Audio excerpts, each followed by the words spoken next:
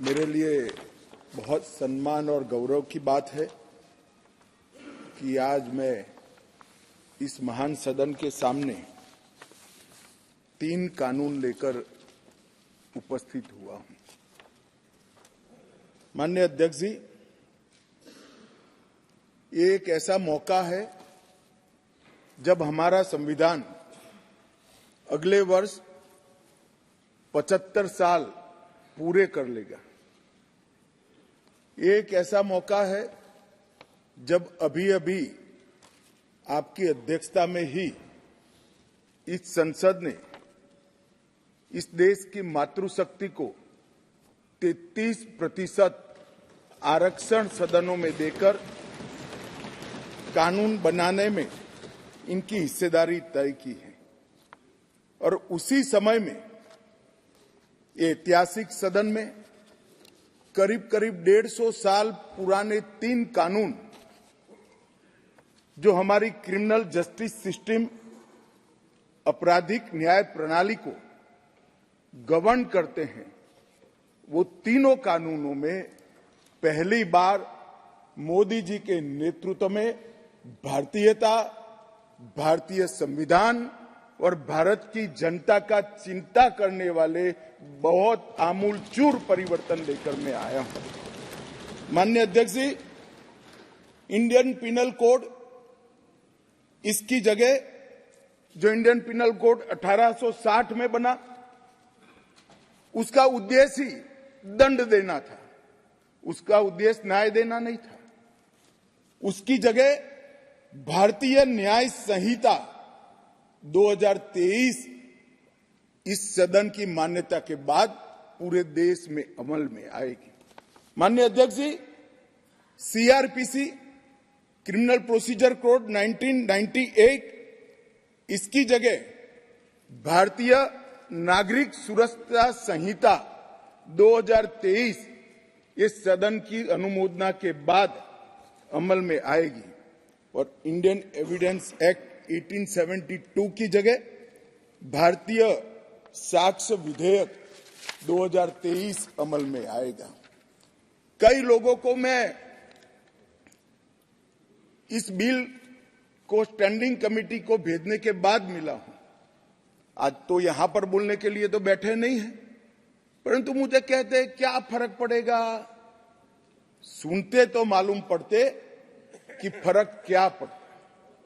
माननीय अध्यक्ष जी, एक बेजान मुर्दा पड़ा है और अगर उसमें आत्मा होती है तो जिंदा इंसान बनता है। इतना आमूलचूल परिवर्तन हमारी आपराधिक न्याय प्रणाली के अंदर आना है। अध्यक्ष जी, आज मैं तलारी रंगैया से लेकर हेमाजी तक 35 सांसदों ने इसके अंदर अपने अपने विचार व्यक्त किए हैं। वो सभी को मैं ध्यान से सुना है। ढेर सारी चीजें ज्यादातर किसी के सुझाव बदलाव के लिए नहीं है, कुछ सुझाव बदलाव के लिए भी है, मगर कुछ चीजें जो उठाई गई हैं उसको मैं मानता हूं कि मेरी स्पष्टता के बाद इनकी चिंता से वो मुक्त हो जाएंगे। और कुछ लोग, ओवैसी साहब हो या कोई 1-2 और है, जिनकी चिंता ही ऐसी है जो समाप्त नहीं की जानी चाहिए, चिंता उनकी एक कानून से बड़ी है, वो बहुत उचित हुआ है। इसलिए ऐसी चिंता का मेरे पास कोई समाधान नहीं है, परंतु स्पष्टता से काफी सारी चीजें क्लियर हो जाएगी। और मैं 3 ऑफिशियल अमेंडमेंट लेकर भी आऊंगा जो मैं बाद में बताऊंगा। माननीय अध्यक्ष जी, एक तीनों कानून अंग्रेजों के जमाने से बनाए थे। जैसा मैंने कहा कि 150 साल पुराने कानून। मोदी जी ने प्रधानमंत्री बनने के बाद गुलामी की मानसिकता और गुलामी के सारे चिन्ह इस देश में से जल्दी मिट जाए और नए आत्मविश्वास के साथ महान भारत की रचना का रास्ता प्रशस्त हो, इस पर आग्रह रखा। उन्होंने लाल किले की प्राचीर से कहा, मान्यवर, उन्होंने कहा कि कॉलोनियल कानूनों से जल्दी इस देश को मुक्ति मिलनी चाहिए। और उसी के तहत गृह मंत्रालय ने 2019 से इसमें परिवर्तन लाने के लिए गहन विचार विमर्श चालू किया था। मान्यवर, ये जो कानून थे, ये कानून एक शासक ने, विदेशी शासक ने अपने शासन को बनाए रखने के लिए बनाए हुए कानून थे। एक गुलाम प्रजा को गवर्न करने के लिए बनाए हुए कानून थे। और इसकी जगह अब ये जो कानून आ रहे हैं वो हमारी संविधान की मूल 3 चीजें, व्यक्ति की स्वतंत्रता, मानव के अधिकार और सबके साथ समान व्यवहार, ये 3 सिद्धांतों के आधार पर बनाए जा रहे कानून है। ये इसका मूल परिवर्तन है जो कुछ लोग पहचान नहीं पाए। मान्यवर, हमारे यहाँ न्याय की बहुत पुरानी अवधारणा है। हमारे यहाँ न्याय की अवधारणा अनेक प्रकार के दर्शन के अंदर समाहित, व्यास, अत्रि, याज्ञवल्क्य, बृहस्पति, पराशर, चाणक्य, वत्सायन, देवानंद ठाकुर, जयंत भट्ट, गणेश उपाध्याय, केशव मिश्र, रघुनाथ शिरोमणि, ये सभी विद्वानों ने अनेक प्रकार की संहिता में दंड और न्याय पर अपने विचार रखे हैं जो मूल भारतीय विचार है। मान्यवर, तीनों कानूनों को अभी जो है, ये तीनों कानूनों को अगर ध्यान से देखते हैं तो इसके अंदर न्याय की कल्पना ही नहीं है। दंड देने की बात को ही न्याय माना जाए। हमारे यहाँ, हमारे शास्त्रों में दंड की कल्पना न्याय से उपजी। पाश्चात्य विचारों के जो अंग्रेज शासन में लाए गए कानून थे, उसमें न्याय का उद्भव दंड में से होता है।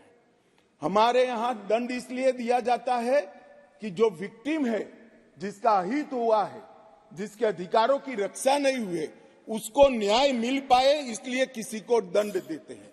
और दंड देने का उद्देश्य क्या है? विक्टिम को न्याय देना और वो दंड के माध्यम से और कोई इस तरह की गलती न करे, इस तरह का समाज के अंदर एक एग्जाम्पल प्रस्तापित करने के लिए ये दंड का प्रोविजन है। ये नए जो 3 कानून लेकर मैं आया हूं, वो मूल भारतीय न्याय के संहिता के आत्मा को प्रकटीकरण देने वाले कानून है। और सच अर्थ में आजादी के इतने सालों के बाद मान्यवर, पहली बार ये तीनों आपराधिक कानूनों का, अपराध की सिस्टम को चलाने वाले कानूनों का, क्रिमिनल जस्टिस सिस्टम को चलाने वाले कानूनों का पहली बार मानवीयकरण होगा। मान्यवर, ये कानूनों को ध्यान से पढ़ेंगे तो ये कानून के अंदर आज तक, जब तक ये सदन रिपील नहीं करेगा तब तक यूनाइटेड किंगडम की संसद ने बनाया हुआ कानून आज हमारे कानून में विद्यमान है। प्रांतीय अधिवेशन, वो भी अंग्रेजों के जब हम गुलाम थे तब का शब्द है।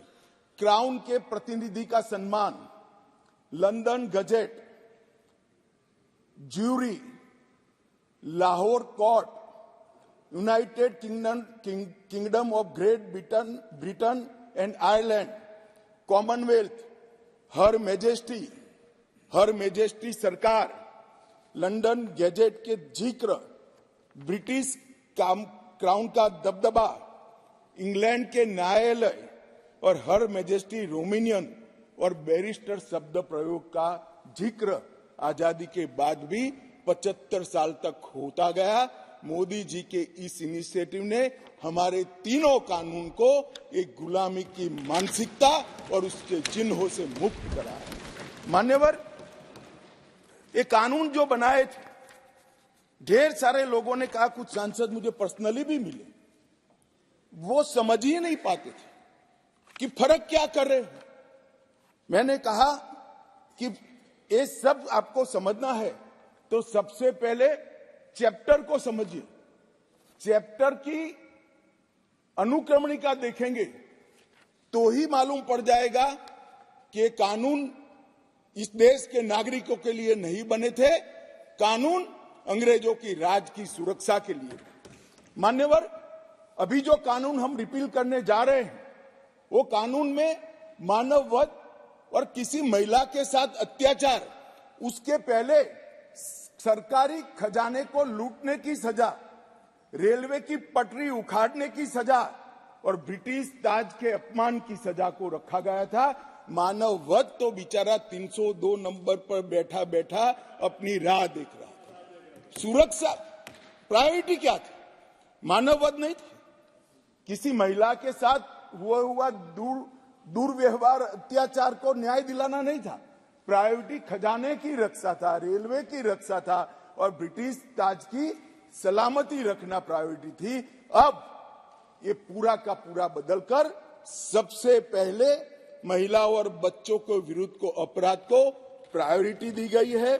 मानव शरीर पर प्रभाव डालने वाले विषयों को प्रायोरिटी दी है। उसके बाद में देश की सीमाओं की सुरक्षा को प्रायोरिटी दी है। उसके बाद में सेना, नौसेना, वायुसेना के संबंधित अपराधों को लिखा गया है। उसके बाद इलेक्ट्रोल अपराधों को लिखा गया है। उसके बाद सिक्के, करेंसी नोट, बैंक नोट और सरकारी स्टैंप के साथ छेड़खानी को लिया गया है और उसके बाद ब्ला ब्ला ब्ला बाकी सारी चीजें आती हैं। तो पहली बार हमारे संविधान का जो स्पिरिट है वो स्पिरिट के हिसाब से कानून अब मोदी जी के नेतृत्व में बनने जा रहा है। मुझे गौरव है कि तीनों कानूनों को 150 साल के बाद बदलने का और वो बिल को पायलट कर इस सदन में लाने का गौरव मुझे प्राप्त हुआ है। मान्यवर, जो कहते थे कि हम नहीं समझते हैं, मैंने कहा कि अगर मन खुला रखोगे और मन भारतीय रखोगे तो समझ में आ जाएगा। मन अगर इटली का है तो कभी समझ में नहीं आएगा। मान्यवर, मन का सवाल होता है, भाषा का सवाल नहीं होता है। मन अगर यहाँ का है तो तुरंत समझ में आ जाता है, मन अगर यहाँ का नहीं है तो कभी समझ में नहीं आएगा। मान्यवर, इसमें बहुत सारी चीजों पर हमने थ्रस्ट दिया है। आतंकवाद की व्याख्या अब तक किसी भी क्रिमिनल जस्टिस सिस्टम के कानून में नहीं थी। पहली बार मोदी सरकार आतंकवाद को अब व्याख्यायित करने जा रही है, जिससे इसका कोई लूपहोल्स उठाकर आगे फायदा न ले पाए। मान्यवर, इसके साथ साथ राजद्रोह को देशद्रोह में बदलने का काम किया। पहले राजद्रोह की व्याख्या थी, मैं आगे डिटेल में बताऊंगा। राज से मतलब शासन था, भारत नहीं था। किसी भी राज्यकर्ता के खिलाफ कोई भी कुछ बोलता था तो इसके पर अपराध, राजद्रोह का कानून लग जाता था। हमने व्यक्ति की जगह देश को रखा है। व्यक्ति की टीका ये लोकतंत्र का सबसे अच्छा लक्षण है और देश को नुकसान करने वाले को कभी बख्शना नहीं चाहिए। ये दृढ़ता भी इसमें है। राजद्रोह को इतने साल के बाद देशद्रोह में परिवर्तित करने का काम ये कानून करेगा। मान्यवर, कानून में आज इस सदन के सभी सभासदों को गारंटी देना चाहता हूं कि आने वाले 100 साल के टेक्निकल इनोवेशन जितने भी होंगे, इसकी कल्पना कर हमारी न्यायिक पद्धति को इससे सुसज्ज करने के लिए सारे प्रोविजन इसी कानून के अंदर कर दिए गए हैं और सारी टेक्नोलॉजी का उपयोग कर जल्दी न्याय बने, इसके लिए भी हम आगे बढ़ रहे हैं। मॉब लिंचिंग का प्रावधान भी किया है। एक बार मैं किसी भाषण में चिदम्बरम साहब को सुन रहा था। उन्होंने कहा कि गृह मंत्री की परीक्षा है कि नया कानून लेकर आएंगे तो मॉब लिंचिंग का क्या करेंगे। चिदम्बरम साहब, ना आप हमारी पार्टी को समझे हो, ना हमारे सिद्धांतों को समझे हो। हमारी पार्टी की केवल एक और एक आइडियोलॉजी है, भारत का उत्कर्ष। एकमात्र आइडियोलॉजी पर Bharatiya Janata party. Mob lynching घृणित अपराध है और उसको हम नए कानून में फांसी की सजा का प्रावधान कर इंक्लूड कर रहे हैं। मगर अब मैं आपको पूछना चाहता हूं, आपने भी इस देश में 70 साल में 58 साल शासन किया है। आपने मॉब लिंचिंग को भला अब तक क्यों नहीं लाए थे? हम तो जब बदलाव किए तब लाए। मॉब लिंचिंग शब्द का उपयोग हमें गाली बोलने के लिए तो खूब किया, मगर जब सत्ता में आए तब भूल गए। इस प्रकार के व्यवहार को जनता जानती है, इसीलिए उस ओर बैठे हो और उस ओर से भी सदन के बाहर बैठे हो। मान्यवर, ये जो इनका डबल स्टैंडर्ड है, इसके कारण उनकी पार्टी को आज इतनी सारी दिक्कतें उठानी पड़ी है। मान्यवर, पुलिस और नागरिक के अधिकारों के बीच में बहुत अच्छे से इसमें संतुलन साधा गया है। सजा का दर बढ़ाने के लिए हमने ढेर सारे प्रावधान इसके अंदर करे हैं, जिससे सजा करने का प्रतिशत बढ़ेगा। साइबर क्राइम के लिए भी ढेर सारी प्रोविजंस किए हैं और कम्युनिटी सर्विस को भी हम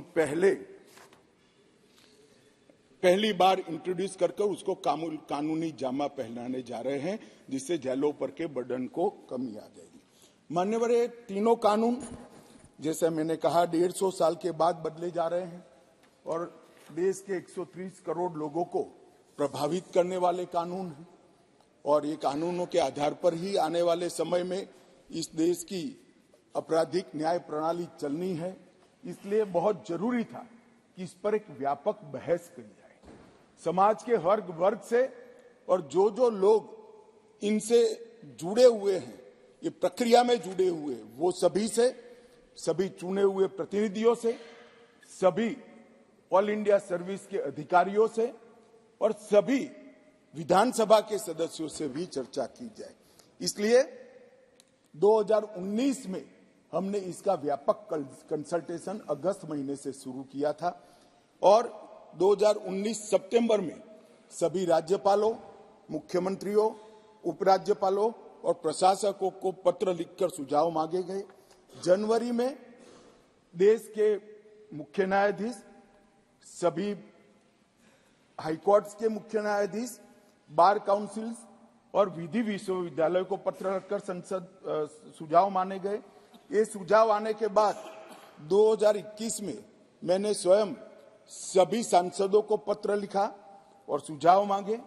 2020 में सभी विधायकों से सुझाव मांगे गए।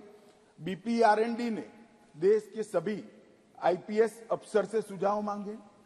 गृह मंत्रालय ने देश के सभी कलेक्टरेट से सुझाव मांगे, क्योंकि कलेक्टरेट भी इसका बड़ा हिस्सा होता है। और मार्च 20 में ये सारे सुझावों को संकलित नेशनल लॉ यूनिवर्सिटी दिल्ली के कुलपति की अध्यक्षता में कमेटी बनाकर किया और उसके बाद लगभग 18 राज्य, 6 संघ राज्य, सुप्रीम कोर्ट और 16 उच्च न्यायालय, 5 न्यायिक एकेडमीज, 22 विधि विश्वविद्यालय, 42 संसद सभ्य और लगभग 200 के आसपास आईपीएस अफसरों ने अपने सुझाव मुझे भेजे।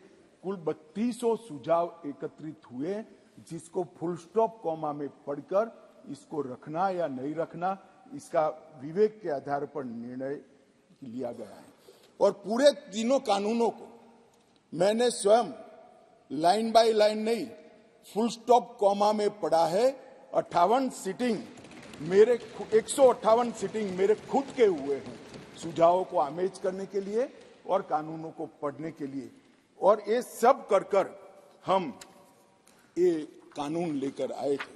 11 अगस्त 2023 को ये भारतीय न्याय संहिता, भारतीय नागरिक सुरक्षा संहिता और भारतीय साक्ष्य अधिनियम को, इन 3 विधेयकों को मैं यहाँ लेकर आया और आपने उसको गृह विभाग की स्थायी समिति को विचारार्थ भेज दिया।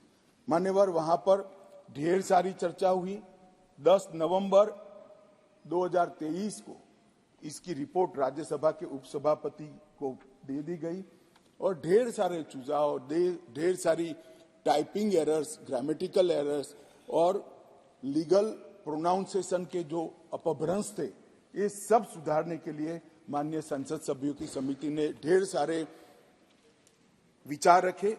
इसलिए उसको जस का तस रखने की जगह मैंने पूरा पुराना बिल रिपील कर विड्रॉ कर नया बिल लेकर मैं आज सदन के सामने आया हूं और इतने गहन विचार विमर्श के बाद मान्यवर बिल मैं सदन के सामने रखा है।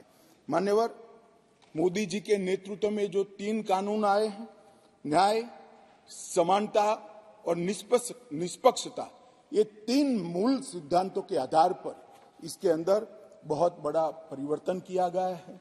टेक्नोलॉजी का भरपूर उपयोग हो और आने वाले लंबे समय तक टेक्नोलॉजी के नए नए इनोवेशन क्या हो सकते हैं, इसकी कल्पना कर अभी से इसकी कानूनी वैधता के लिए ढेर सारे प्रोविजन किए हैं।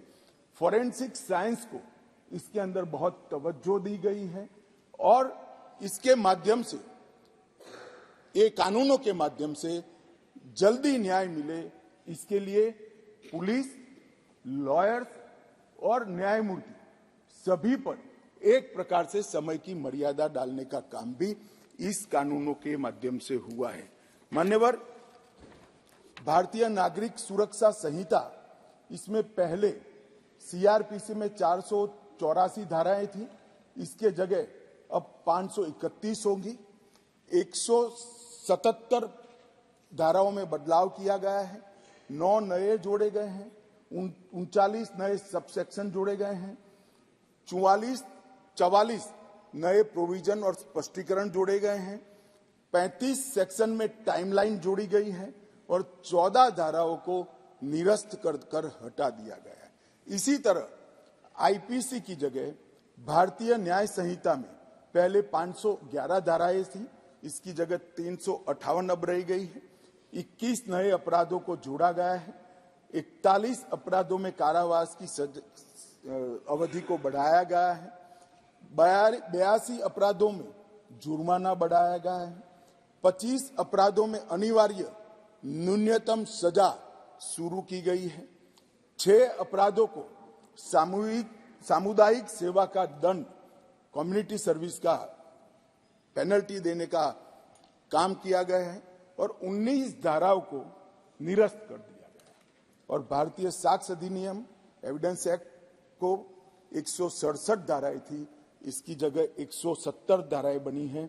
24 धाराओं में बदलाव किया गया है। 2 नई धाराएं, 6 उप धाराएं जोड़ी गई हैं और 6 धाराओं को हटाने का काम भी करा गया है।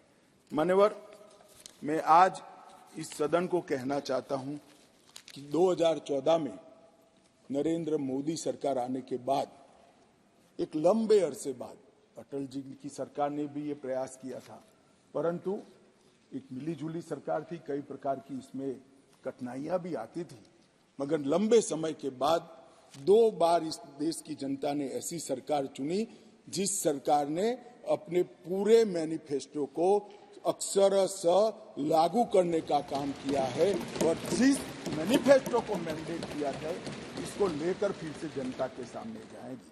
हमने कहा था हम धारा 370 और 35 से हटा देंगे, हट गई। हमने वादा किया था आतंकवाद, उग्रवाद और के खिलाफ जीरो टॉलरेंस की नीति सरकार बनाएगी और सुरक्षा कर्मियों को फ्री हैंड देंगे, हमने दिया। इसके कारण 3 हॉटस्पॉट, जम्मू कश्मीर, वामपंथी उग्रवादी क्षेत्र और उत्तर पूर्व में हिंसक घटनाओं में 63% की कमी आई है और मृत्यु में 73% की कमी आई है और पूर्वोत्तर से 70% से ज्यादा क्षेत्र से अपसपा को हटा लिया गया है। जिन्होंने अपने एजेंडा में रखा था कि हम अपसपा हटाएंगे, वो ऐसी स्थिति का निर्माण नहीं कर पाए। हमने नहीं रखा था, अपसपा को हटाया नहीं है, परंतु हमने इसके अमल को रिस्ट्रिक्ट करने में सफलता प्राप्त करी है, क्योंकि वहां कानून और व्यवस्था की परिस्थिति ठीक हुई है। हमने मान्यवर कहा था कि अयोध्या में जितना हो सके उतना जल्दी राम मंदिर बनाएंगे और 22 जनवरी को वहां पर राम लल्ला विराजमान होगा। ये नरेंद्र मोदी सरकार है, ये नरेंद्र मोदी सरकार है, ये नरेंद्र मोदी सरकार है मान्यवर, जो कहती है वो करती है। मान्यवर, हमने कहा था संसद और विधानसभा में महिलाओं को 33% आरक्षण देंगे, कांग्रेस पार्टी कई बार पावर में आई, तिथियां निकालती रह गई। हमने दे भी दिया और सर्वानुमत से देकर इस देश की मातृशक्ति को हमने सम्मानित करने का हमने कहा था 3 तलाक मुस्लिम माताओं बहनों के लिए अन्याय करता है, उसको हम समाप्त कर देंगे। मान्यवर, हमने इस वादे को भी पूरा किया। हमने कहा था कि न्याय मिलने की गति को बढ़ाएंगे और न्याय के आधार पर होगा, दंड के आधार पर नहीं होगा। मैं उस वक्त पार्टी का अध्यक्ष था। श्रीमान राजनाथ सिंह जी घोषणा पत्र लेकर जनता के सामने गए थे और आज हम दोनों बैठे हैं। मुझे आनंद है मोदी जी ने ये पार्टी के वादे को आज पूरा करने का। मान्यवर, न्याय एक बहुत अम्ब्रेला टर्मिनोलॉजी।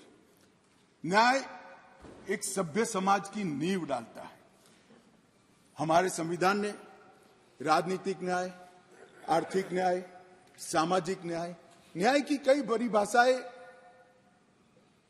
बनाकर हमारे लिए रखी है और ढेर सारे अनुच्छेद में 38, 39 से 142 में इसका जिक्र भी किया है। मगर जनता के आम मानस में न्याय का मतलब क्रिमिनल जस्टिस सिस्टम से होगा। न्याय अनेक प्रकार के हैं, मैं इसका स्वीकार करता हूं। बड़ी पवित्र संकल्पना हमारे संविधान निर्माताओं ने रखी है, परंतु जनता डे टू डे में क्रिमिनल जस्टिस सिस्टम को न्याय कहती है। और आज मैं ये जो 3 बिल लेकर आया हूं, मोदी जी ने सालों से देश की जनता की जो अपेक्षा थी कि हमें पेनल्टी नहीं चाहिए, हमें दंड नहीं चाहिए, हमें न्याय चाहिए, आम आदमी की सुरक्षा होनी चाहिए, वो बिल इस बिल के माध्यम से होगा। राज्य का सबसे पहला कर्तव्य मान्यवर न्याय होता है और लोकतंत्र के 3 स्तंभ न्यायपालिका, कार्यपालिका और विधायिका, ये तीनों एक न्याय का मजबूत प्रशासन देने के लिए हमारे संविधान निर्माताओं ने 3 के बीच में काम की बंटवारा किया है। और आज पहली बार तीनों मिलकर दंड केंद्रित नहीं परंतु न्याय केंद्रित क्रिमिनल जस्टिस सिस्टम लेंगे। आपकी अध्यक्षता में ये न्याय यहां पर कानून बनेगा, इसका इम्प्लीमेंटेशन कार्यपालिका करेगी और इसका बाकी रहा हुआ इम्प्लीमेंटेशन न्यायपालिका करेगी। ये तीनों अंग इकट्ठा होकर इस देश में भारतीय विचार की न्याय प्रणाली को प्रस्तापित करेंगे। और न्याय, जैसा मैंने कहा, एक अम्ब्रेला टर्म है। न्याय कहते हैं तो बहुत बड़े समुदाय के प्रति होता है। इसमें आरोपी और विक्टिम दोनों आ जाते हैं और दंड कहने पर केवल आरोपी की तरफ ही देखा जाता है। तो संतुलन बनाते हुए नए कानून में लेकर आया हूं। यहां पहले दंड देने की सेंट्रलाइज सोच वाली कानून थे, अब विक्टिम सेंट्रिक जस्टिस इसका यहां पर उद्भव होने जा रहा है। ईज ऑफ जस्टिस को सरल, सुसंगत, पारदर्शी और जवाबदेही प्रोसीजर के माध्यम से साकार किया गया है और एनफोर्समेंट के लिए निष्पक्ष, समयबद्ध, evidence based speedy trial, court तथा प्रिजन का इससे बर्डन कम होने वाला है और कन्विक्शन रेशियो भी इससे बढ़ने वाला है। मान्यवर, कई लोगों ने अलग अलग सुझाव करे हैं। पहले मैं बिल के बारे में बताकर इसका जवाब दूंगा। और सबसे बड़ी बात है मान्यवर कि जो बिल लेकर मैं आया हूं वो ढेर सारी नई चीजों को भी इसमें जगह देने वाला बिल है और इसका उपयोग करने वाला बिल है। इन्वेस्टिगेशन को हमने फॉरेंसिक साइंस के आधार पर प्रोसिक्यूशन को बल देने का फैसला किया है। बलात्कार की पीड़िता का ऑडियो वीडियो रिकॉर्डिंग के माध्यम से रिकॉर्ड लेना कंपलसरी किया है। कई सारी जगह पे मैं आगे बताऊंगा आपको टेक्नोलॉजी का उपयोग किया है और कोर्ट पर भी ढेर सारे समय को कम करने के प्रावधान पर हमने डाले हैं। मान्यवर, आज के बाद इस देश में अभी 3 प्रकार की न्याय प्रणाली है। कहीं मेट्रो जज होते हैं, कहीं नहीं होते, कहीं फर्स्ट क्लास मैजिस्ट्रेट होते हैं, कहीं नहीं होते हैं। ये कानून पारित होने के बाद कश्मीर से कन्याकुमारी और द्वारिका से लेकर आसाम तक सभी देश में एक ही प्रकार की न्याय प्रणाली होगी और न्याय प्रणाली का में समानता इसी कानून के माध्यम से आएगी। मान्यवर, इसमें डायरेक्टर ऑफ प्रोसिक्यूशन का एक्सटेंशन और उसका महत्व और उसको कंपलसरी करने का काम किया है, क्योंकि न्याय प्रणालिका में किसी निर्दोष को अन्याय हो जाए या तो किसी विक्टिम को न्याय न मिले, दोनों किस्सों में हमारी त्रिस्तरीय न्यायिक व्यवस्था है, उसमें अपील का बड़ा महत्व है। आज अपील का निर्णय वो ही लोग करते हैं जो वो गलती जो हुई है, मानो विक्टिम को लगता है कि मेरे साथ न्याय नहीं हुआ है, तो वो ही निर्णय करते हैं अपील करनी या नहीं करनी जिसने एक गलती की है।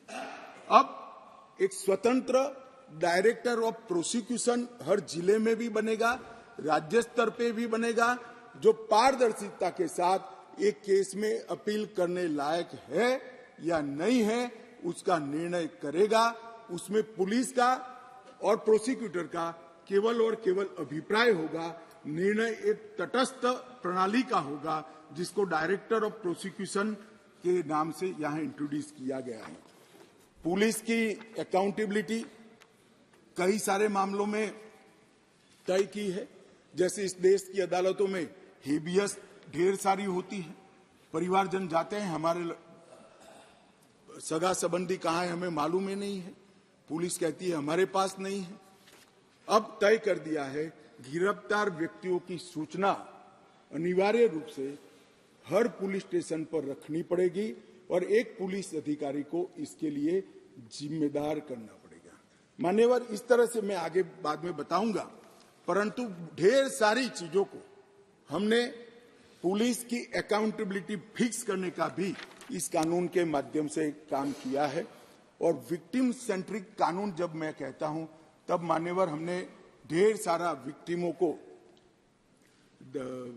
बीएनएसएस में 360 तो अपनी बात रखने का अधिकार दिया है, इंफॉर्मेशन का अधिकार खंड 173, 93 और 230 में दिया है, नुकसान की क्षतिपूर्ति का अधिकार दिया है, जीरो एफआईआर को इंट्रोड्यूस किया है। अब कोई भी मुकदमा स्टेट विक्टिम की परमिशन के बगैर, विक्टिम को सुने बगैर कोर्ट सिर्फ स्टेट के कहने पर विड्रॉ नहीं कर सकती। जो विक्टिम है उसको सुनना पड़ेगा, उसके ऑब्जेक्शन को भी सुनना पड़ेगा। विक्टिम को जो फरियादी है उसको 90 दिनों में जांच की प्रगति के बारे में इंफॉर्मेशन देने की जिम्मेदारी पुलिस की गई है। एफआईआर, गवाहों के बयान और पुलिस की रिपोर्ट, ये सभी को कंपलसरी कॉपी देने का प्रोविजन इसके अंदर कर दिया गया है। और जांच और मुकदमे के विभिन्न चरणों की पीड़ित अथवा उसके परिवारजनों को जानकारी प्रदान करने के लिए भी हमने ढेर सारे प्रोविजन मान्यवर किए हैं, जिससे मैं मानता हूं कि पुलिस की अकाउंटेबिलिटी फिक्स होगी और विक्टिम को न्याय मिलने की शुरुआत होगी। मान्यवर, मैं अब तीनों कानूनों के महत्वपूर्ण प्रावधानों को आपके सामने और आपके माध्यम से ये सदन के सामने और देश के सामने रखना चाहता हूं। भारतीय न्याय संहिता की मैं पहले बात करूंगा मान्यवर, और जैसा मैंने कहा कि इसमें ढेर सारे मानव संबंधित अपराधों को बहुत पीछे रखा गया था, क्योंकि इसका महत्व ही नहीं था। उनका महत्व अपना शासन चलाना था। जैसे बलात्कार का नंबर धारा 375, 376 था। अब जहां से अपराधों की बात शुरू आती है, इसमें सबसे पहले धारा 63 और धारा 69 में बलात्कार को रख दिया गया है। गैंग रेप को भी आगे लाया गया, बच्चों के खिलाफ अपराध को भी आगे लाया गया है। मर्डर 302 था, अब 101 हुआ है। किडनैपिंग 359 और 369 था, अब 137 और 140 हुए। ट्रैफिकिंग 370, 370A था, अब 143 और 44 हुए। माननीय, शुरुआत की डेफिनेशन और प्रोसीजर को छोड़कर सीधा मानव संबंधित, पहले महिला और बच्चे और फिर शरीर संबंधित अपराधों को हमने प्रायोरिटी दी है, क्योंकि इसी को हम व्यक्ति की सुरक्षा के साथ जोड़कर देखते हैं मान्यवर, और उसको सुनिश्चित करना ये कानूनों की प्रायोरिटी है मान्यवर। अंग्रेजों ने बनाया हुआ राजद्रोह का कानून, जिसके तहत तिलक महाराज, महात्मा गांधी, सरदार वल्लभ भाई पटेल, ढेर सारे हमारे आजादी के स्वतंत्र सेनानी, बड़े बड़े हमारे नायक सालों के सालों 6-6 साल तक जेल में रहे। वो कानून अब तक चलता रहा था। विरोध तो करते थे जब ऑपोजिशन में होते थे, मगर सत्ता में आते थे तब इसका दुरुपयोग भी करते थे, हटाने का नाम नहीं देते थे। पहली बार नरेंद्र मोदी जी ने ऐतिहासिक निर्णय किया है कि राजद्रोह की धारा 124 को पूर्णतया समाप्त, इसको हटाने का काम किया। अभी ओवैसी साहब हंस रहे हैं। ओवैसी साहब, मैं भी थोड़ा साइकोलॉजी पढ़ा हूं, विज्ञान का विद्यार्थी हूं। फिर इनके मन में है कि आपने बदल कर रख दिया। मान्यवर, मैं कहना चाहता हूं, हमने राजद्रोह की जगह देशद्रोह की स्थिति रखी। अब ये देश आजाद हो चुका है, लोकतांत्रिक देश है। शासन की टीका तो कोई भी कर सकता है, किसी को भी करने का अधिकार है। इसके लिए इस देश में अब किसी को जेल में नहीं जाना पड़ेगा, चाहे हमारा शासन। मैं फर्क समझाता रहा हूं, जो बड़े कटाक्षमय तरीके से ओवैसी साहब हंस रहे इसलिए, मगर इस देश के खिलाफ कोई बोल नहीं सकता, इस देश के हितों को कोई नुकसान कर नहीं सकता। इस देश के झंडे, इस देश की सीमाएं, इस देश के संसाधनों के साथ अगर कोई खिलवाड़ करेगा तो निश्चित रूप से उसको जेल में जाना, और जेल में जाना चाहिए। मानिए, ये हमारी सरकार का ट्रस्ट है। इस देश की सुरक्षा किसी भी की सुरक्षा से सबसे ऊपर होनी चाहिए, सुप्रीम होनी चाहिए, सबसे पहले राष्ट्रपति। इसलिए जो लोग राजद्रोह हटाकर हम देशद्रोह की धारा लाए हैं, इनको अपने विचारों के कपड़े पहनाने का प्रयास करते, इसलिए मैं इस पर डिटेल में बात करता हूं। मान्यवर, आईपीसी 124C, उसमें शब्द प्रयोग था सरकार के खिलाफ की गई बात। मेरी बात ध्यान से सभी सदस्य सुने। अंग्रेजों ने बनाए हुए कानून में लिखा था 124C, सरकार के खिलाफ की गई बात। बीएनएस धारा 152 जो इसकी जगह आई है, भारत की संप्रभुता, एकता और अखंडता को तोड़ने वालों पर इस धारा का उपयोग है। वहां सरकार शब्द प्रयोग है, यहां देश है, भारत शब्द प्रयोग है। आईपीसी में आसन या प्रयोजन की बात नहीं की थी। किस उद्देश्य से आप बोलते हैं, किस उद्देश्य से करते हैं, इसकी बात ही नहीं की। करना ही काफी है। हमने इसमें देशद्रोह की डेफिनेशन में आशय की बात करी है, उसका उद्देश्य क्या है, उसका आशय क्या है, इसका महत्व है। अगर उद्देश्य देशद्रोह का है तो इसको कठोर से कठोर दंड मिलना चाहिए, और उद्देश्य अगर शासन का विरोध करना है तो उसको दंड नहीं मिलना चाहिए, उसको वाणी स्वतंत्रता का अधिकार है। अब घृणा और अवमानना, शासन की अवमानना, शासन की घृणा करना, तिरस्कार करना, इसको हटाकर हमने शब्द प्रयोग क्या किया है, सशस्त्र विद्रोह, विध्वंसक गतिविधियां और अलगाववादी गतिविधियां शब्द प्रयोग। और अगर कोई कहता है सशस्त्र विद्रोह, बम धमाके, गोलीबारी और विध्वंसक प्रवृत्ति करने के बाद भी कोई जेल में नहीं जाना चाहिए, तो मैं इस विचार से इत्तेफाक नहीं रखता हूं। ये जेल में जाने ही चाहिए, सजा होनी ही चाहिए। इस देश में किसी को यह अधिकार नहीं मिलता। मान्यवर, मैं इसलिए कहता हूं कि कुछ लोग ये नए इनिशिएटिव को अपना कलर देने का प्रयास कर रहे हैं, मगर आपका कलर, आपकी सोच, आपके विचार, आपकी नजर आपको मुबारक हो। हम तो संविधान की स्पिरिट को लेकर आगे चलने वाले लोग हैं। देश के खिलाफ जो कुछ करेगा उसको जरूर सजा होगी, ऐसा कानून में होना चाहिए। मान्यवर, आज मैं इतना ही कहना चाहता हूं कि हजारों स्वतंत्र सेनानी जो राजद्रोह की कलम के तहत अपने जीवन के सुवर्ण काल जेल में काटे, देश को आजादी दिलाने के लिए, अंग्रेजों को देश में निकालने के लिए, आज नरेंद्र मोदी सरकार के इनिशिएटिव से इनके आत्मा को एक प्रकार से जरूर संतुष्टि मिलेगी कि आजाद भारत में आज ये अन्यायी प्रोविजन को मान्यवर हमने महिलाओं और बच्चों की सुरक्षा के लिए भी ढेर सारे प्रोविजन किए हैं। मान्यवर भारतीय न्याय संहिता में एक नया चैप्टर महिलाओं और बच्चे के प्रति अपराध का हमने ऐड किया है। इस विधेयक में 18 वर्ष से कम उम्र की महिला के बलात्कार से संबंधित प्रोविजन में हम बदलाव कर रहे हैं। मौजूदा बलात्कार का प्रोविजन रीनंबरिंग तो हुआ है तथा नाबालिग महिलाओं के सामूहिक बलात्कार को पॉक्सो के साथ सुसंगत बना देता है, क्योंकि कुछ प्रोविजन ऐसे थे जो पॉक्सो में ज्यादा हार्ड थे, जिनको फेवर करनी थी वहां पुलिस स्टेशन में पॉक्सो अप्लाई नहीं किया जा सकता है। अब पॉक्सो अप्लाई करे न करे, बलात्कार करने मात्र से पॉक्सो की सभी धाराएं ये न्याय संहिता के माध्यम से लागू हो जाएगी और उनको आयु का अधिकार आधारित वर्गीकरण ठीक नहीं था। क्रमशः 18, 16 और 12 वर्ष की उम्र के नाबालिगों के बलात्कार के लिए हमने अलग अलग सजा का निर्धारण किया है। 18 वर्ष से कम आयु की बच्चियों के मामले में आज जीवन कारावास और मृत्यु दंड का प्रावधान हमने किया है। मान्यवर उनको फांसी की सजा। गैंग रेप के मामलों में 20 साल की सजा या जिंदा रहने तक की सजा का प्रावधान किया है और 18 वर्ष से कम उम्र की स्त्री के साथ बलात्कार में फिर से फांसी की सजा को हमने यहां पर रखा है।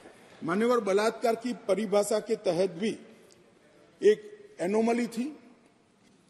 सहमति से बलात्कार में 15 वर्ष की जो आयु डाली थी उसको बढ़ाकर हमने 18 साल किया है। तो 18 साल से कम आयु की बालिका के साथ कोई भी कुछ करेगा तो माइनर रेप के दायरे में घुस जाएगा। मान्यवर इसके बाद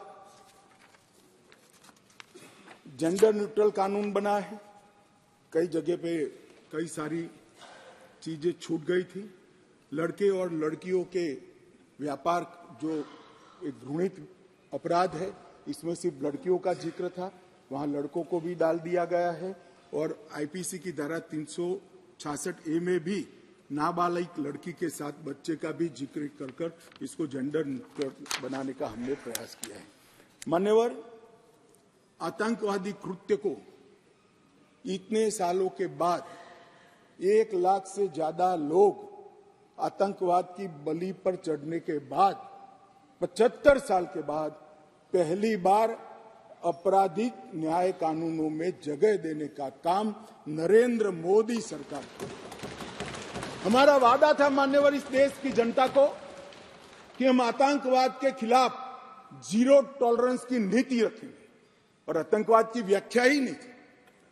कुछ सांसदों ने, मैं बाद में जवाब देता हूं, कहा है कि यूएपीए में है, मगर जहां उनके प्रभाव वाली सरकारें थी वहां यूएपीए को लगाते नहीं थे। आतंकवादी कृत्य कर सादे गुना की सजा में निकल जाते थे। अब हमने ये मूल कानून के अंदर ही आतंकवाद का जिक्र कर ऐसे लोगों को जेल के बाहर आने का रास्ता लगभग असंभव कर दिया।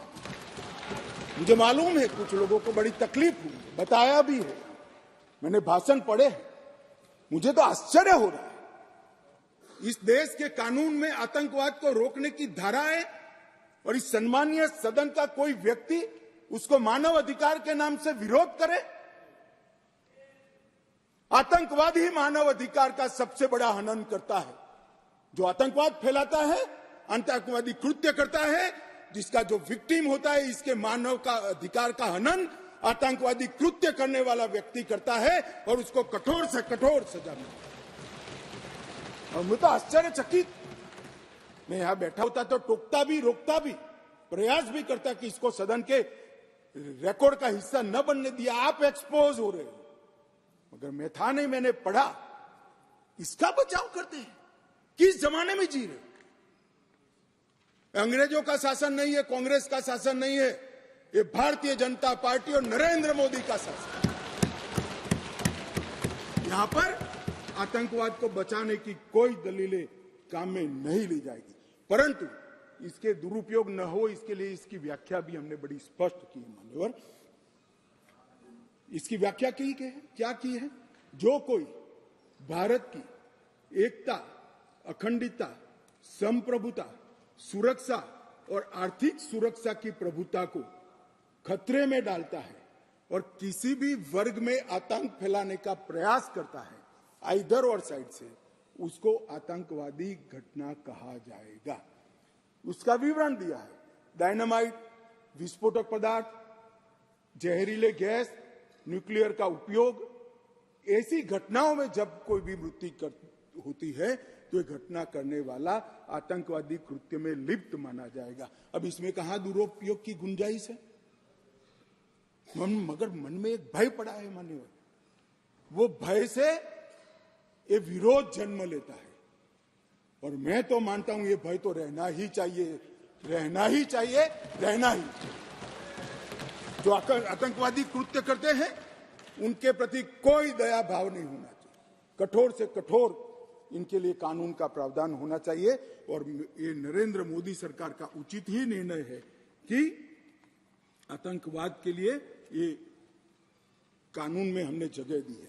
उसके बाद भारत सरकार, किसी राज्य सरकार, विदेश की सरकार, अंतर्राष्ट्रीय सरकारी संगठन के सुरक्षा को बाधित करने वाले कृत्य भी आतंकवादी माने जाएंगे। मान्यवर, मैं नहीं मानता इसमें कहीं पर भी कोई गुंजाइश बची है कि इसका दुरुपयोग हो। और मैं सदन को आश्वस्त करना चाहता हूं, कानून तो लिखी हुई चीज है, इसका अमल करते वक्त अगर कोई इसका दुरुपयोग करता है, जहां तक हमारी सरकार का सवाल है साहब, हम उसको रोकेंगे भी और उसको नसीहत भी करेंगे, सजा भी देंगे।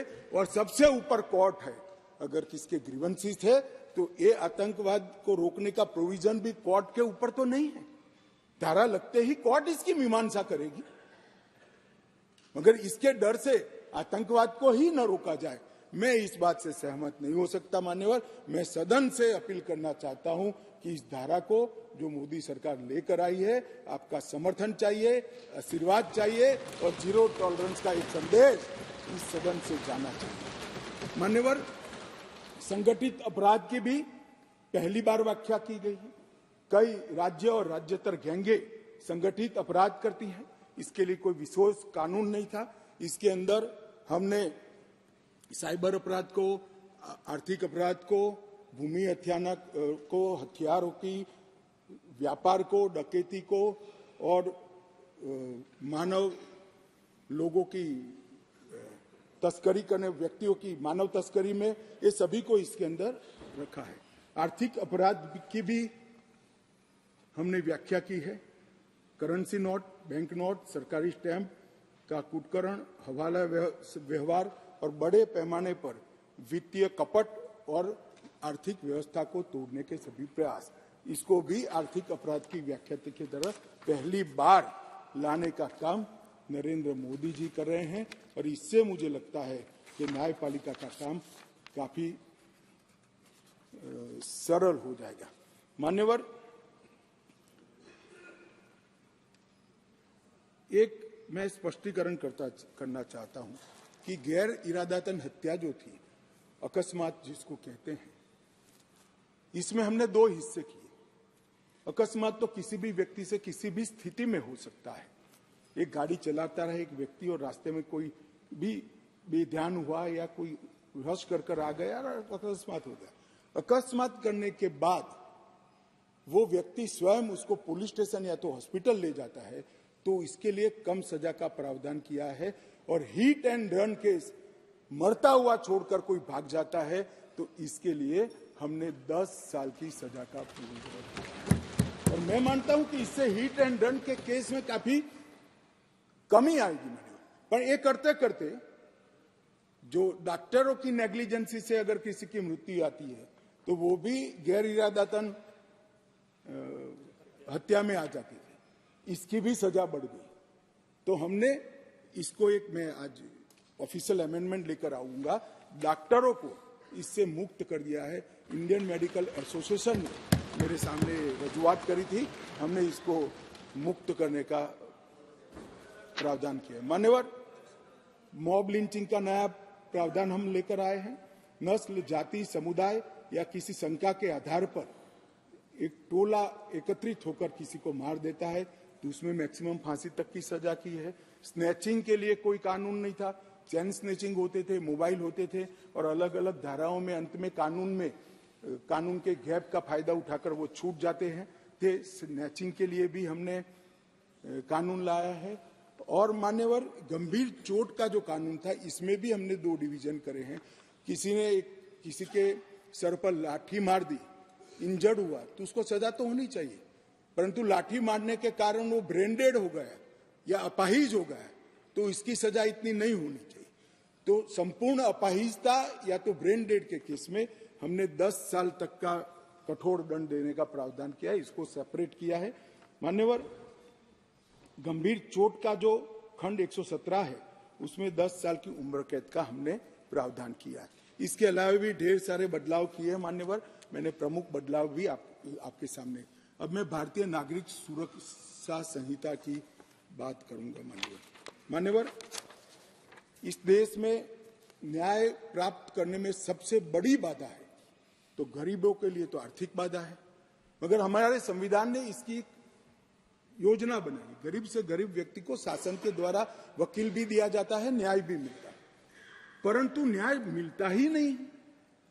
कल ही मुझे माननीय रक्षा मंत्री में बिल पेश कर रहा था, बता रहे थे 2003 में कोई एक्सीडेंट हुआ था, इसका साक्षी का सेवन 2023 में कल ही माननीय रक्षा मंत्री जी के साथ आया है। सजा कब होगी वो तो अभी किसी को मालूम नहीं। माननीय सालों के सालों तक तारीख पे तारीख पढ़ते रहते हैं। पुलिस न्यायपालिका को दोषित करती है, सरकार पुलिस और न्यायपालिका दोनों को दोषी करते हैं, और पुलिस और न्यायपालिका बैठती है तो सरकार को दोषित करती है। सब एक दूसरे के पीछे कानून का सहारा लेकर हमने इस कानून में ढेर सारी चीजों को हमने स्पष्ट कर दिया। मैं इसको बहुत बारीकी से बताना चाहता हूं मान्यवर, क्योंकि ये समझना कानून बनाने वालों के लिए बहुत महत्वपूर्ण है। मान्यवर, पुलिस द्वारा दंडित कार्यवाही सीआरपीसी में कोई समय निर्धारित नहीं। आप एक कंप्लेन देते हो, इसका संज्ञान वो 10 साल के बाद भी ले सकते हैं। अब 3 दिनों के अंदर ही एफआईआर दर्ज करनी होगी अगर प्राथमिक जांच होगी, इसको कंपलसरी कर दिया। और 3 से 7 साल की सजा के मामले में 14 दिनों के अंदर प्रारंभिक जांच, आरोप सही है या गलत है, इसका प्रारंभिक जांच देकर एफआईआर करनी पड़ेगी। तो ज्यादा से ज्यादा आप 14 दिन तक प्रारंभिक जांच कर सकते हो, और छोटी सजा है तो 3 दिन के अंदर ही एफआईआर रजिस्टर करनी पड़ेगी। सबसे पहली न्याय में समय की कटौती यहां होगी। अब जांच रिपोर्ट जो जिला मजिस्ट्रेट को भेजना है, इसके लिए भी कोई समय के प्रावधान नहीं था, एफआईआर कर दिया। अब 24 घंटे में तलाशी रिपोर्ट के बाद 24 घंटे में उसको न्यायालय के सामने रख दिया जाएगा, आप उस पर बैठ नहीं सकते हो। मेडिकल प्रैक्टिशनर और चिकित्सा जांच की रिपोर्ट, मेडिकल हुआ, कोई समय मर्यादा नहीं। जब उसकी आत्मा कहेगी, जब उनको समय होगा, सारी परेशानियों से वो मुक्त होगा जाए, तब देंगे। अब हमने बिना किसी देर से बलात्कार पीड़िता की रिपोर्ट को भी 7 दिन के अंदर पुलिस थाने में और न्यायालय में डायरेक्ट भेजने का काम हमने यहां निश्चित किया। मान्यवर, पहले चार्जशीट का समय नहीं, 60 से 90 दिन में चार्जशीट करने का एक कानूनी प्रोविजन था, परंतु री इन्वेस्टिगेशन, मेरी जांच चालू है, ऐसा कर सालों तक चार्जशीट लटकाए जाते थे, केस लटकाए जाते थे और लोग केस से परेशान होते। हमने कह दिया कि 60 से 90 दिन का जो समय था वो तो रहेगा, और 90 दिन के बाद और 90 दिन तक ही फर्दर इन्वेस्टिगेशन कर पाओगे।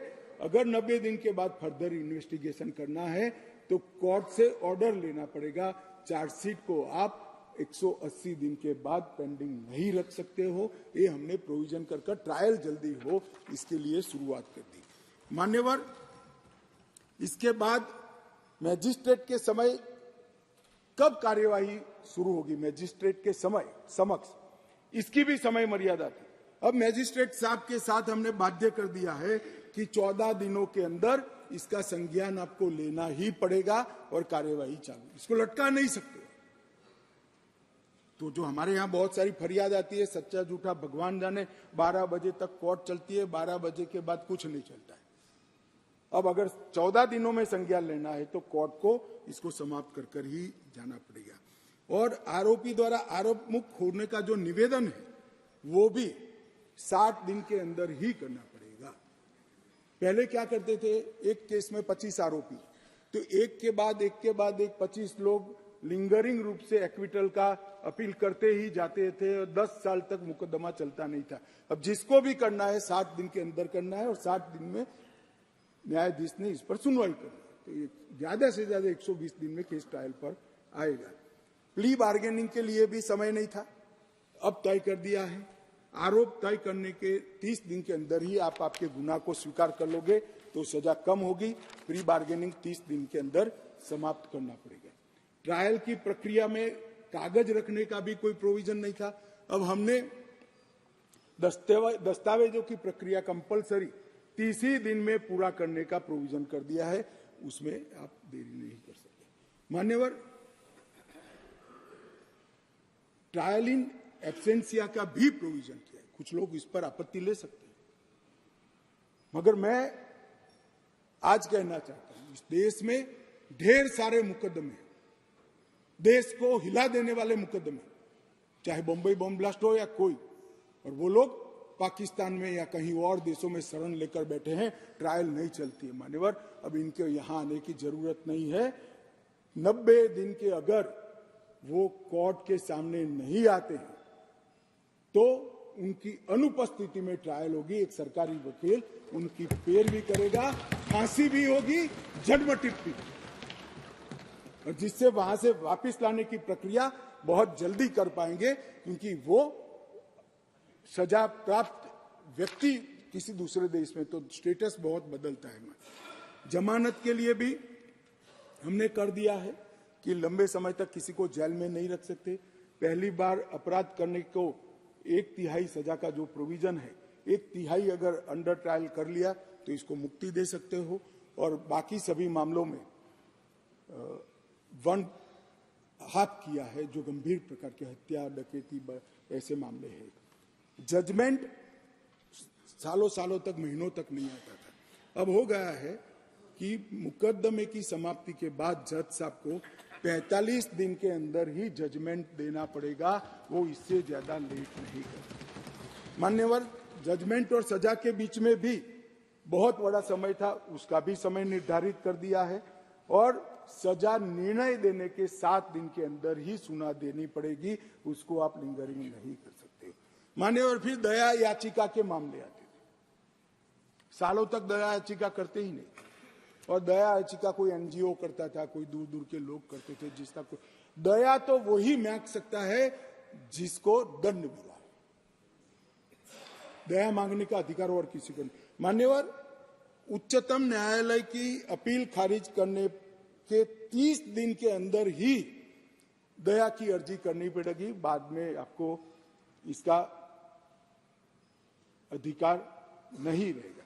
राज्यपाल, सरकार, सबके लिए यस और नो कहने का समय का प्रावधान भी इसमें हमने मान्यवर तय कर दिया है। महिलाओं की सुरक्षा के लिए भी इसमें ढेर सारे प्रावधान किए। मान्यवर, ई-एफआईआर से अगर किसी को सबसे बड़ा राहत मिलने वाला है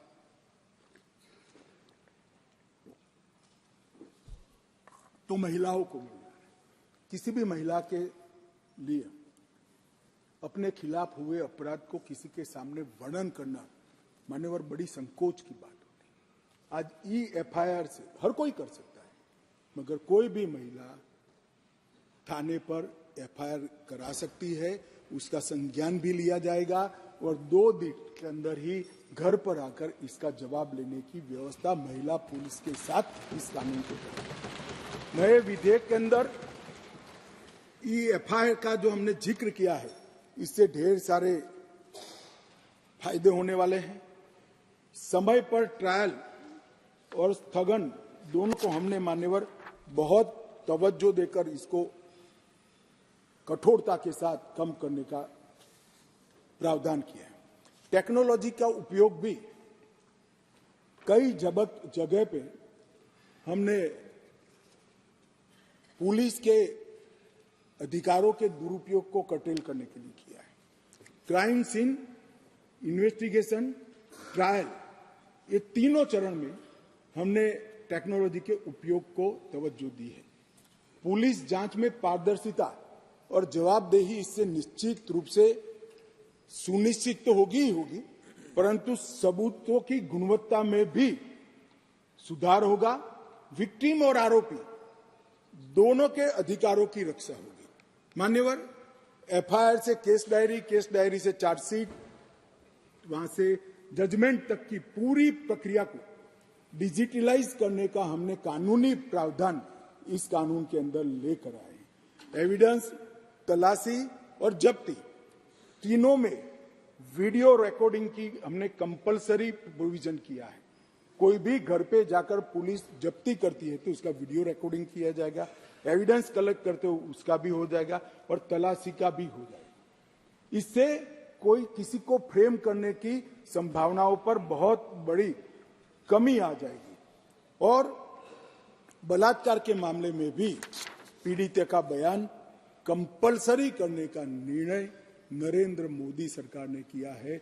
वो लेना ही पड़ेगा, ऑनलाइन बयान लेना पड़ेगा, इसका रिकॉर्डिंग करना पड़ेगा, जिससे वगदार आदमी आने के बाद वो बयान को बदलवा नहीं सकता। माननीय, दूर दूरस्थ के गांवों में बयान तो ले लीजिए जाते हैं, मगर जब मालूम पड़ता है कि बलात्कार किसने करा है तो बयान को बदल भी दिए जाते।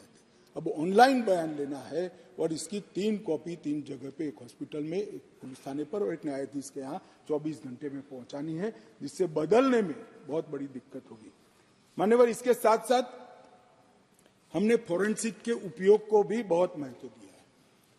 दुनिया भर के अदालतों का अगर विश्लेषण करते हैं तो हमारे यहाँ सजा कराने का दर बहुत कम है। मान्यवर, इसको अगर बढ़ाना है तो साइंटिफिक एविडेंस पर थ्रस्ट देना पड़ेगा। इसलिए ये बिल के अंदर क्वालिटी ऑफ इन्वेस्टिगेशन में सुधार करने के लिए इन्वेस्टिगेशन साइंटिफिक पद्धति से हो इसलिए और 90% का कन्विक्शन रेट का लक्ष्य रखते हुए हमने एक प्रावधान किया है कि 7 साल से ज्यादा सजा जिस गुना में है वो सभी में FSL टीम के विजिट को कंपलसरी कर दिया गया है, जिससे FSL की विजिट। मान्यवर, कई लोग कहते हैं कि कब होगा, मैं बताता हूं। नरेंद्र मोदी सरकार टुकड़े टुकड़े में नहीं चलती।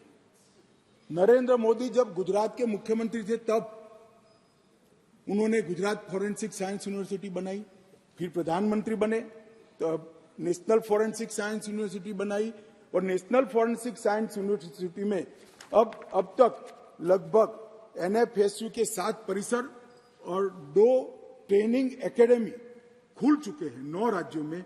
और 5 साल के बाद मैं देश की जनता को आश्वस्त करना चाहता हूं, हर साल 35,000 फॉरेंसिक एक्सपर्ट यहां से बाहर निकलेंगे जो इस हमारी रिक्वायरमेंट को। तब तक हमने फॉरेंसिक मोबाइल वान का भी प्रोविजन कर दिया है और फॉरेंसिक को आउटसोर्स करने के लिए भी रूल्स बनाए हैं मान्यवर। और दिल्ली में इसका ये जो 7 साल वाला प्रोविजन है इसका ट्रायल भी शुरू हो गया है और बहुत उत्साहजनक परिणाम हमें मिले हैं मान्यवर। और इसको तभी राज्यों द्वारा नोटिफाइड कर दिया जाएगा जब राज्य के अंदर फॉरेंसिक इंफ्रास्ट्रक्चर संपूर्ण रूप से बन जाएगा। इसमें हमने पुलिस स्टेशन, तहसील, जिला और पूरा राज्य चारों को नोटिफाइड करने की योजना बनाई है। मानो एक शहर में फॉरेंसिक की व्यवस्था हो गई तो वो शहर को नोटिफाइड कर सकते हैं, कंपलसरी हो जाएगा। एक क्षेत्र में हो गई तो क्षेत्र में करेंगे, एक जिले में हो गई तो जिलों को करेंगे और जब सब समाप्त हो जाएगा तब पूरे राज्य को नोटिफाइड करेंगे और इसका माध्यम से सजा कराने की बहुत बड़ी क्षमता प्रोसिक्यूशन की बढ़ेगी। माननीय लगभग 2000 करोड़ रुपया भारत सरकार ने इसके लिए राज्यों को दिया है और 30 राज्य और संघ क्षेत्रों ने इसका काम भी चालू कर दिया है और हम 6 अत्याधुनिक सेंट्रल फॉरेंसिक साइंस लेबोरेटरी भी बना रहे हैं। मान्यवर, जीरो एफआईआर, कई लोग कहते हैं कि जीरो एफआईआर पहले से थी, लेना कंपलसरी नहीं था। आपको कोई भी व्यक्ति ना बोल सकता था, इसकी कोई कानूनी धारा भी नहीं थी जिससे इसकी पुष्टि हो जाए। अब विक्टिम कोई भी पुलिस स्टेशन में जाएगा, कहीं पर भी रहता हो, इसकी एफआईआर लेकर 24 घंटे में इसके कंसर्न पुलिस स्टेशन में ट्रांसफर कंपलसरी करनी पड़ेगी। ये 0 नंबर की एफआईआर विक्टिमों के लिए बहुत बड़ा आशीर्वाद होने वाला है, क्योंकि दबंग ध्यान पुलिस स्टेशन का ही रखता है कि मेरे खिलाफ फरियाद लिखवाने गए या नहीं गए, वो ध्यान रखता ही रह जाएगा। किसी भी थाने में एफआईआर रजिस्टर हो जाएगी, ऑनलाइन एफआईआर रजिस्टर हो जाएगी और उसको बुलाना पड़ेगा। इसके साथ साथ प्रत्येक जिले में और प्रत्येक थाने में एक पुलिस अधिकारी को हमने पदनामित किया है। जो कोई भी आएगा तो गिरफ्तारी में जो लोग हैं इसकी सूची उसको बतानी पड़ेगी। तो मेरा रिलेटिव अगर कोई थाने में गिरफ्तार है तो पुलिस ने मुझे इन्फॉर्म करना पड़ेगा। अज्ञात स्वरूप से किसी को अनऑथराइज कब्जा रखकर नहीं रह पाएंगे। पुलिस अधिकारी ने 90 दिन के भीतर विक्टिम को जांच की प्रोग्रेस पत्र से या तो डिजिटल माध्यम से देना होगा। यौन हिंसा के माध्यम से पीड़िता का बयान महिला न्यायिक मजिस्ट्रेट द्वारा रिकॉर्ड करना है। अगर वो नहीं उपलब्ध है, ज्यादा इंजर्ड हुए हैं, तो महिला पैरा मेडिकल स्टाफ की उपस्थिति में इसको दर्ज किया जाएगा। यौन उत्पीड़न के बयान को यही है जो मैंने कहा, और जहां तक हो सके बयान रिकॉर्ड करते वक्त इसके माता पिता या अभिभावक को भी उपस्थित रखने का प्रयास किया जाएगा। हमने बहुत सारे सरलता लाने के लिए भी प्रयास किया है। जैसे समरी ट्रायल में अब तेजी आ जाएगी। पहले 2 वर्ष तक थे, अब 3 वर्ष तक कर दिए हैं। कम गंभीर मामलों में अब समरी ट्रायल हो जाएगा तो ट्रायल जल्दी होगी। सिविल सर्वेंट के विरुद्ध प्रोसिक्यूशन, जो सरकारी अधिकारियों के खिलाफ गुना रजिस्टर होते थे, उसको मंजूरी की जरूरत होती थी। सालों तक बाबू मंजूरी देने ही नहीं देते थे। अब अगर 120 दिन में रिजेक्शन नहीं आता है तो उसको मंजूरी मानकर सरकारी अधिकारियों के खिलाफ केस चला लिया जाए। तब इस पर कोई बैठ नहीं सकता। सिविल सर्वेंट एक्सपर्ट पुलिस अधिकारी, उसको जवाब देने के लिए ट्रांसफर होते रहते, मान्यवर प्रमोशन होते रहते हैं। जब डीजी बनते हैं तब डीएसपी के जवाब देने जाने। अब वो ही पद पर बैठा हुआ व्यक्ति फाइल के आधार पर जवाब देगा। वो व्यक्ति को आने की जरूरत नहीं है। और कोर्ट को अगर जरूरत लगेगी तो ऑनलाइन इसकी गवाही लेने का प्रावधान भी मान्य हमने कर दिया। जमानत और बॉन्ड को सुस्पष्ट नहीं किया गया था, अब हमने जमानत और बॉन्ड को सुस्पष्ट कर दिया है। घोषित अपराधियों की संपत्ति की कुर्की की भी हमने यहां पर प्रावधान कर दिया।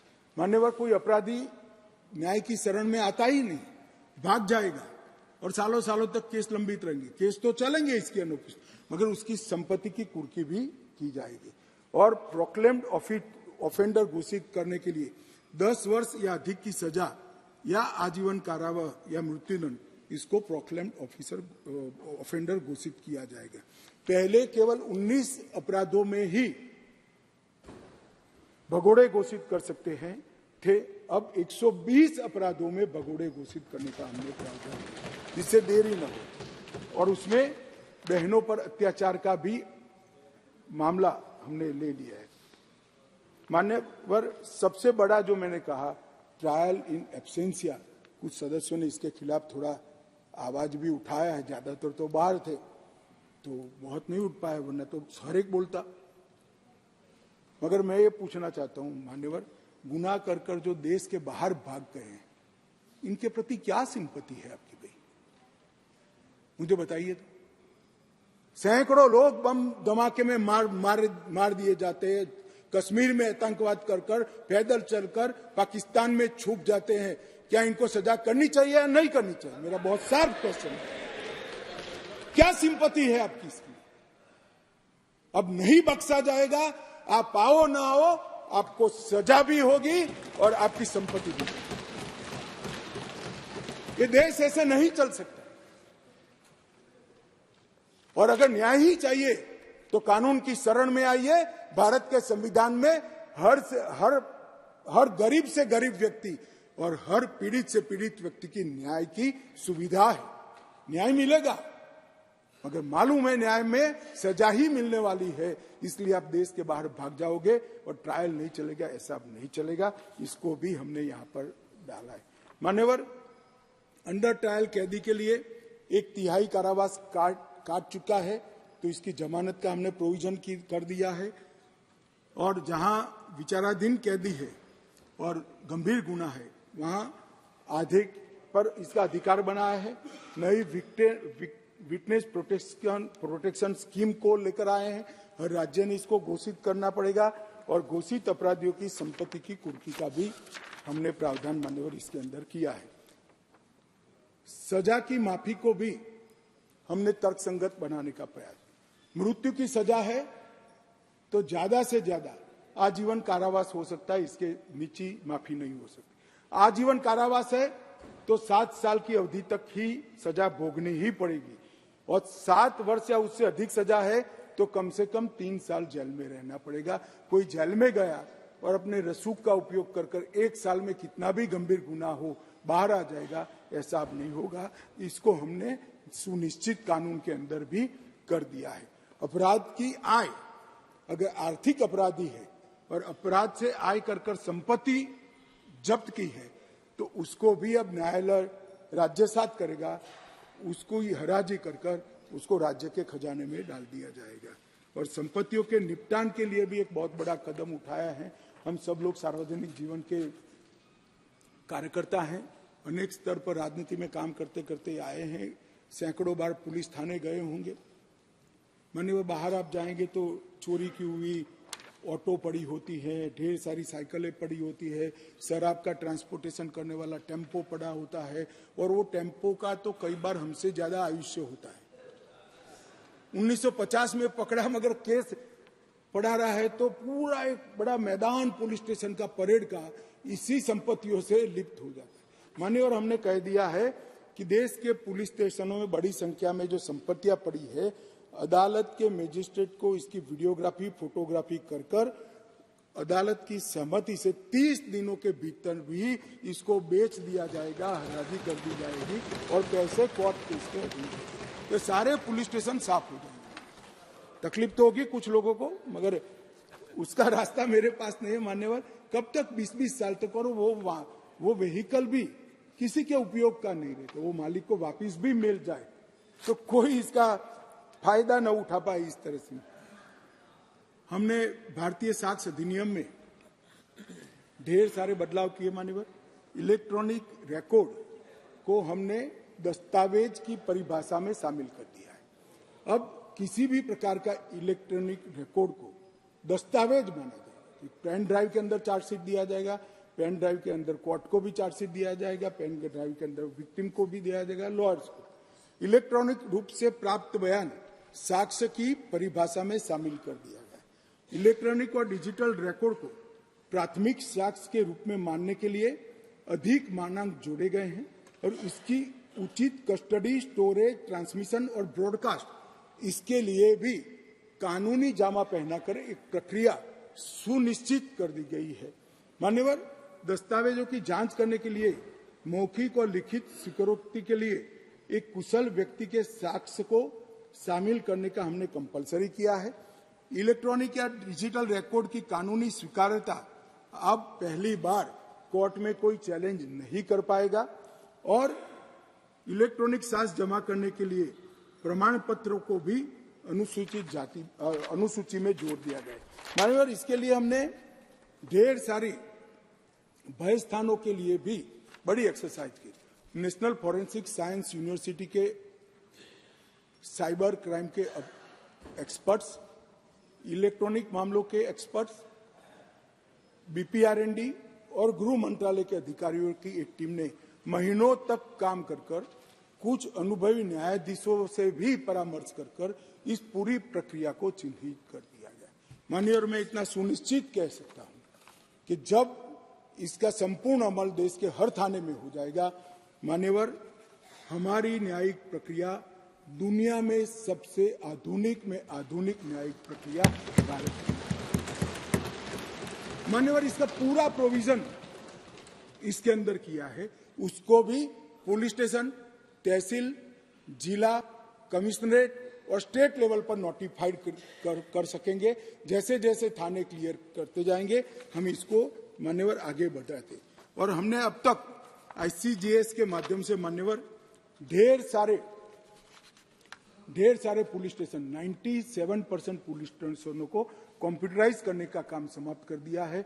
अदालतों का भी आधुनिकीकरण हो रहा है और ICGS के माध्यम से फॉरेंसिक साइंस यूनिवर्सिटी, थाना, गृह विभाग, पब्लिक प्रोसिक्यूटर की ऑफिस, जेल और कोर्ट, ये सबको एक ही सॉफ्टवेयर के तहत ऑनलाइन करने का काम भी लगभग देश में समाप्त होने के कगार पर है। और इसके माध्यम से ढेर सारी देरी से हमारे जो न्याय मांगने के लिए जाने वाले नागरिक हैं उनको राहत मिलेगी और न्याय जल्दी से मिलेगा।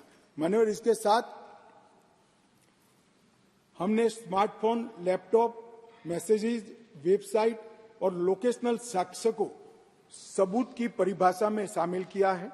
आरोपियों, विशेषज्ञों, पीड़ितों इलेक्ट्रॉनिक माध्यम से कोर्ट के सामने उपस्थित होने की अनुमति दी है और इलेक्ट्रॉनिक या डिजिटल रिकॉर्ड को स्वीकृतता को इसकी एनफोर्समेंट करने के लिए भी पूरी प्रक्रिया को हमने कानून के अंदर जगह दे दी है। और इसके माध्यम से FSL यूनिवर्सिटी उचित समय पर इसमें जो नई तकनीक आती जाएगी इसको भी समाहित करने का सुझाव समय समय पर देती जाएगी, इसको हम समाहित करेंगे।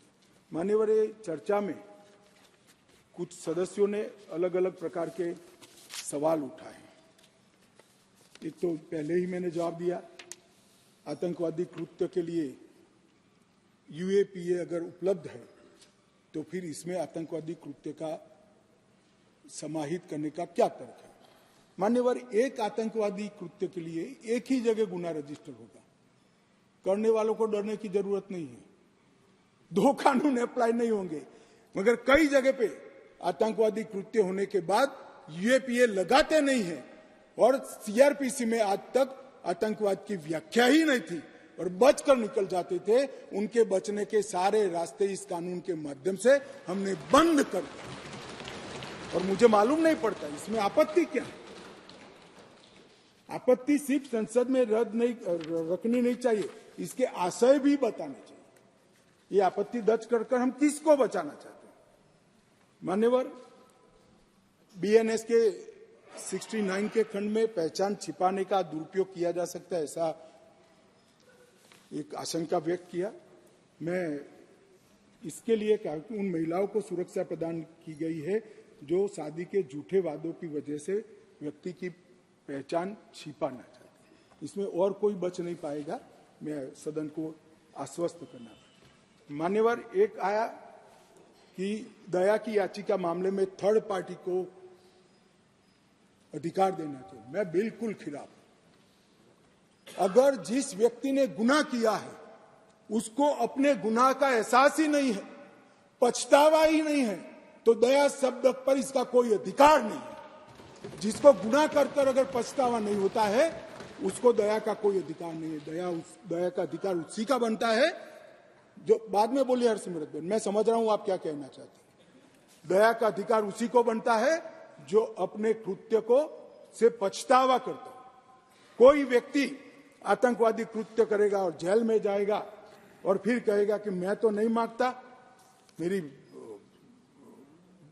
मन स्वीकारने के लिए तैयार नहीं है, मैंने कृत्य किया, और इस पर दया की जाए, मैं सहमत नहीं हूं साहब, ऐसा कभी नहीं हो सकता। एक बीएनएसएस के खंड 479 में विचाराधीन कैदियों के संदर्भ में कहा गया, मगर उसमें तो हम बहुत प्रगतिशील प्रोविजन लेकर आए, उल्टा जल्दी छूट जाएंगे वो, क्योंकि 21 सजा होते ही उनको जमानत देने का हमने प्रोविजन किया है, जो पहले कानूनी नहीं था, और उसके पहले कोर्ट तो दे ही सकती है जमानत। दूसरा है वीडियोग्राफी के प्रयोजन केवल तलाशी तक क्यों है, गिरफ्तारी और पुलिस बयान दर्ज करने के। भाई हम सबको मालूम है पुलिस का बयान वो आरोपी के खिलाफ कभी उपयोग नहीं किया जा सकता, वो 161 का बयान होता था, कोर्ट में दिया हुआ बयान ही आरोपी के खिलाफ लिया जाता है, इसलिए इसमें पुलिस के बयान को नहीं रखा है। डिस्चार्ज एप्लीकेशन करने के लिए अलग अलग समय सीमा उचित नहीं है, ये थोड़ा मिसअंडरस्टैंडिंग है। खंड 250 और 262 अलग अलग प्रकार के ट्रायल के लिए ओएसीडी सेशन कोर्ट में ट्रायल केस के मजिस्ट्रेट द्वारा सेशन कोर्ट में कमिट होने के बाद जो शुरू होता है, इसके लिए खंड 250 है, और मजिस्ट्रेट के द्वारा जो ट्रायल होता है इसके लिए खंड 262 है, तो दो अलग अलग ही है।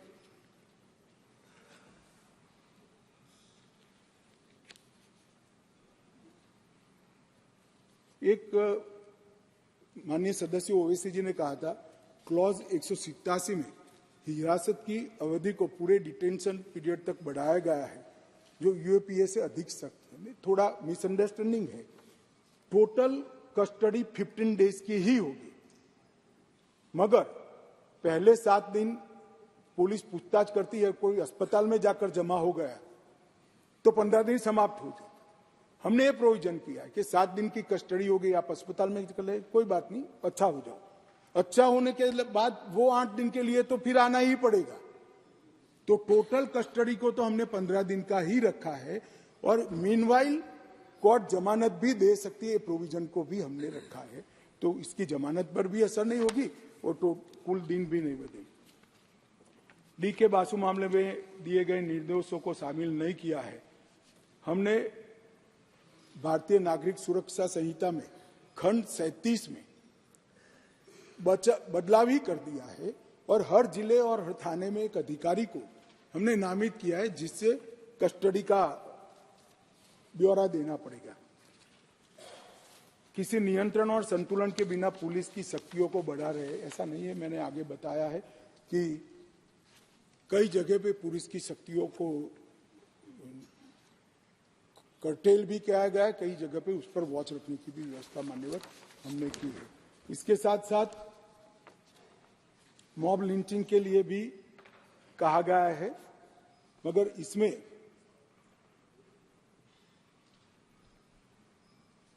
सब प्रकार के गुनाह को 5 से ज्यादा लोग इकट्ठा होकर अगर किसी की हत्या या उसको घायल करने का काम करते हैं, उसको हर प्रकार के गुनाह को इसके अंदर शामिल किया जाए। राजद्रोह का तो मैंने जवाब दे ही दिया है मान्यवर। इसके बाद भर्तृहरि मेहताब जी ने 2-3 प्रोविजन किए थे, मगर क्लॉज 152 और संगठित अपराध 111 और ये दोनों को जब बिल फिर से पेश किया गया है, इसमें बदलाव कर ही आपके सुझाव बिल के बदलाव में हमने समाहित किया गया है।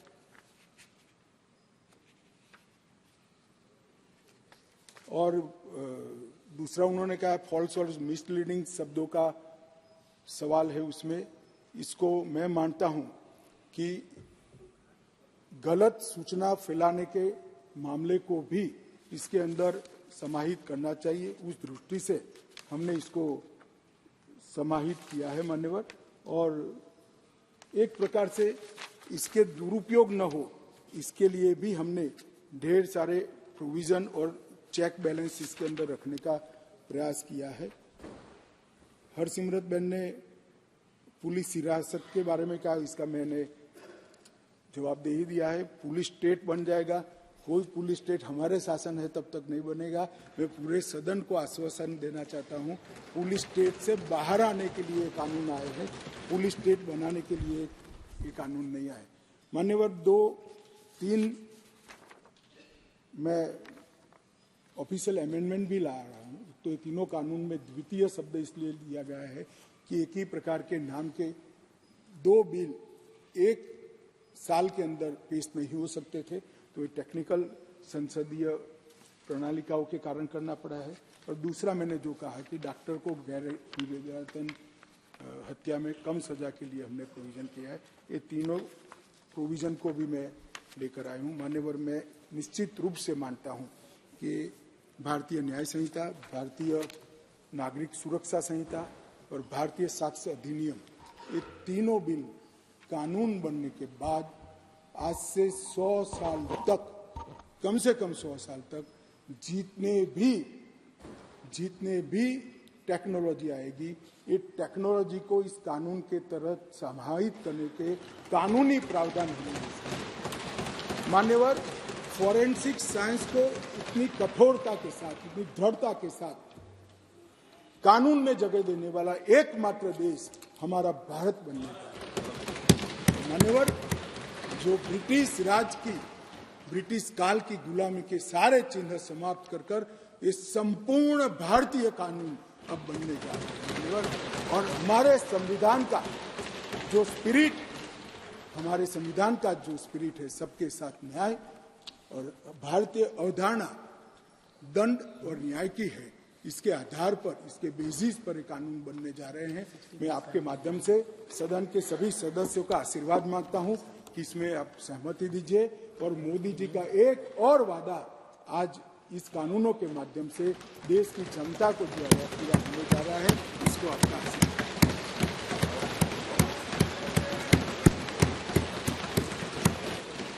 बोलिए।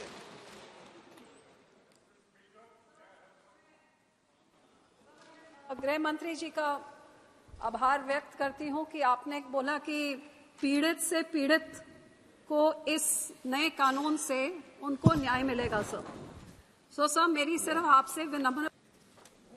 माननीय अध्यक्ष जी, ये एक ऐसा मौका है जब हमारा संविधान अगले वर्ष 75 साल पूरे कर लेगा।